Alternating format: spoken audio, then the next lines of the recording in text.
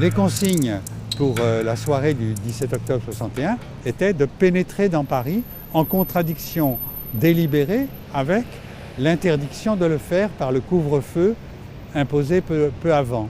Et donc dans ces conditions-là, il s'agissait d'aller dans Paris le plus possible vers le centre de Paris et le plus possible au vu des Parisiens, en espérant que ça allait choquer les Parisiens de voir appliquer une consigne d'interdiction qui était appliquée aux seuls Algériens.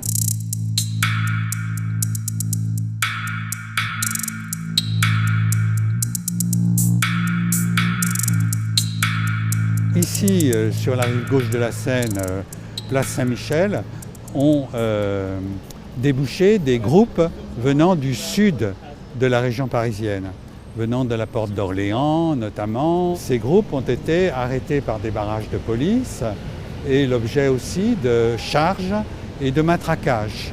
Certains témoins ont relaté comment les choses s'étaient déroulées, ont essayé d'intervenir, c'est le cas de l'éditeur François Maspero par exemple. Avec un ami qui l'accompagnait, ils ont essayé de protester et ils sont eux-mêmes dans un premier temps fait prendre à partie jusqu'à ce qu'un gradé dise « non, pas les blancs ». Ici, sur ce rebord, des témoins racontent avoir vu un Algérien victime de coups de la part des policiers passer par-dessus ce parapet et s'agripper sur ce rebord que l'on voit ici en essayant de se préserver des coups. Victime de coups répétés, il a été obligé de lâcher prise et il est tombé dans la Seine. On sait que dans la cour d'isolement de la préfecture de police voisine, il y a eu des matraquages et qu'un certain nombre de corps ont été ensuite balancés dans la Seine.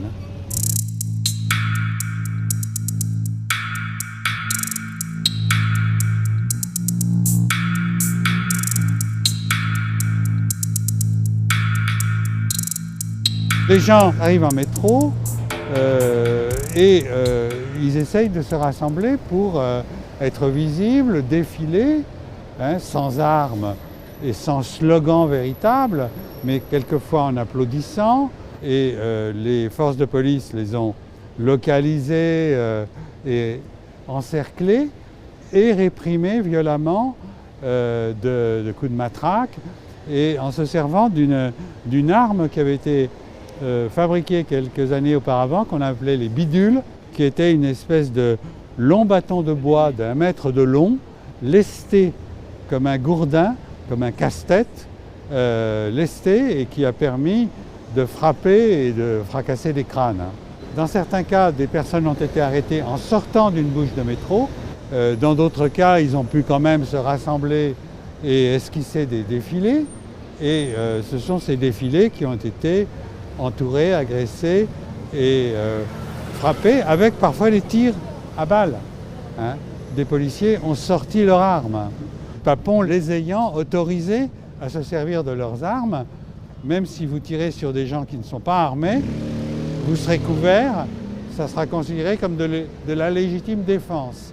La police avait prévu la réquisition d'autobus de la RATP en grand nombre et ils ont servi à transporter les personnes arrêtées qui ont été entassées à l'intérieur, les mains sur la tête et sous la menace des coups des policiers, et qui ont été transportés dans des lieux de rétention.